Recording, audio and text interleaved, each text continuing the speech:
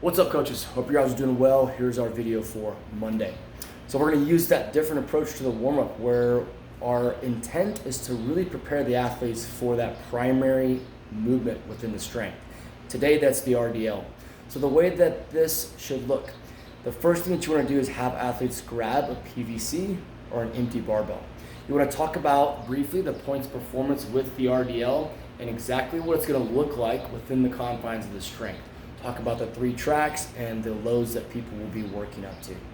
Now, you're going to work through the warm-up itself. The first round should be coach guided. That means you're going to demo movement 1, then they'll do their given repetitions. You'll demo movement 2, they'll do the reps. You'll demo movement 3, they'll do their reps. And now the remainder of that warm-up is them moving in a self-directed fashion.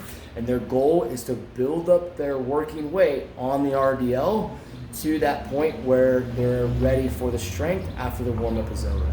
Now, the strength here needs to be explained in detail after you finish the warm-up. So you'll talk about the other 2 movements, how everything fits together, and so on, all right? And then give athletes 3 to 5 more minutes to make any last-minute adjustments, maybe to add a little bit more weight to that bar, take the weight off, and so on. And then go ahead and get started, all right? So that's your approach to the warm-up. The key is you gotta stay on people, all right? People with self-directed style warm-ups, they often talk too much, they get distracted, they're not sure where to go, all right? Move around, stay on people, make sure they're sweaty, and make sure they're moving consistently from start to finish. Your fitness-based crew, people that are lifting light, they may be staying with just an empty bar or a PVC from start to finish, and that's okay, all right? So the actual strength itself, movement number 1 here is, well, let's look at the slow toenail shoulder taps first. So this is a movement in the warm-up that may not be just clear from the words. So we're gonna be in a push-up position. I'm gonna shift all the way to the tips of the toenails as far as I can, and then I'm gonna shoulder tap from here, nice and slow. My goal is to shift as much weight to my hands as I can manage. All right, to scale this, shift the weight back to the feet. It makes it a lot easier, or even go down to the knees if needed.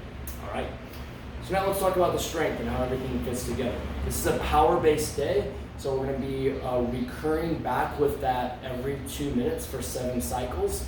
Movement number 1 is a handstand walk, hold, or variation up. You're letting athletes choose their path in terms of are they choosing to hold statically, or are they choosing to work on handstand walking. All right, so 15 seconds is what we're after, accumulated here.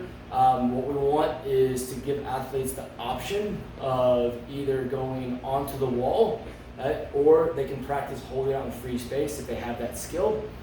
And then from there, we're going into a pike position for scale. So pike position could be elevated on top of the box, or it could be on the ground itself. All right, those can be with or without the shoulder-based taps for that 15 seconds of the handstand hold or walk.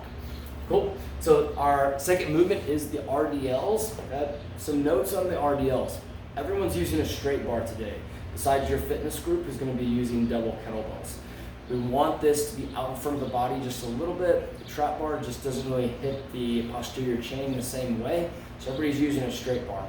The percentages are a range of suggestions. Super important with the RDL, even more important than the normal deadlift, because we're asking people to move in a certain way. It could be a detriment to the low back if they overload the bar too much. So the RDL is loaded from the top. That means I'm gonna deadlift the bar up normally, and then from here, I'm gonna start my reps by kicking the hips back. I'm not gonna go deep into the RDL points performance. I posted a separate video for you guys on that. However, it needs to be said that athletes are gonna be stopping at different places.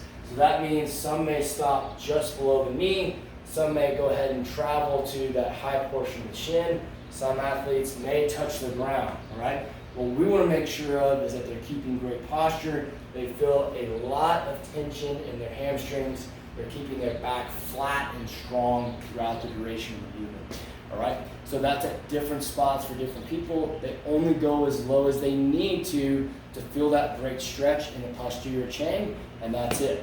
All right, we don't need to force them to go down to the floor. All right, so the final movement there, you guys have a dumbbell plank pull through.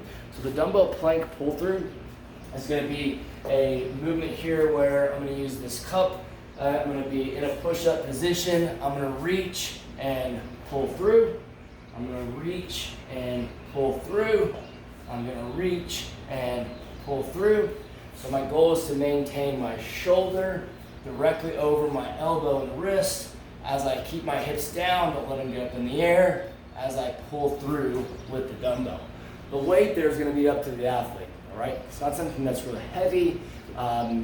Stronger males likely in the 50-pound range, ladies likely in the 35, and then kind of moving down from there, all right? So we have the same movement for your fitness health group on the plank pull-throughs. All right, let's take a look at your workout. All right, so we have another 30-second on, 30-second off interval piece. We're gonna be doing bike for 30 seconds, max calories, and then a 30-second break. And then we're going 30 seconds of single arm dumbbell shoulder to overhead. So the single arm dumbbell shoulder to overhead, we're gonna be working 15 seconds on each arm. Let's make that your guys' responsibility to call that out on the switch.